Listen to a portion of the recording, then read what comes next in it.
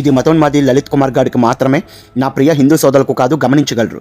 వీడేమన్నాడు ఒక్కసారి చూడండి, పెచ్చ కౌంటర్ ఇద్దాం. దానికంటే ముందు మన ఛానల్ని సబ్స్క్రైబ్ చేయడం మర్చిపోకండి.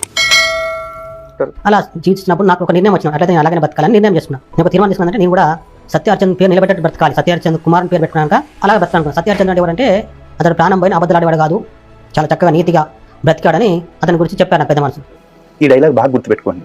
కాకపోతే ఇక్కడ ఈ లోహిత్ గాడికి ఒక్కడికే కాదు, క్రైస్తవ సమాజం మొత్తానికి చెప్తా ఉన్నా, ఒరే నీ బైబుల్ మొత్తం మీద కలిపి సత్య హరిశ్చంద్రుడు లాంటి ఒక క్యారెక్టర్ని చూపించిండ్రా ప్లీజ్. మీకు జీవితకాలం ఆఫర్ రా. సత్య హరిశ్చంద్రుడిలాగా సత్యం కోసం చివరిదాకా కట్టుబడి ఉన్న ఒక్కడి పేరు చూపించండి ప్లీజ్. యారా లలిత్, ఏంట్రా అంటున్నావు? బైబిల్ మొత్తంలో సత్య హరిశ్చంద్రుడు లాంటి ఒక్క క్యారెక్టర్ని చూపించాలా?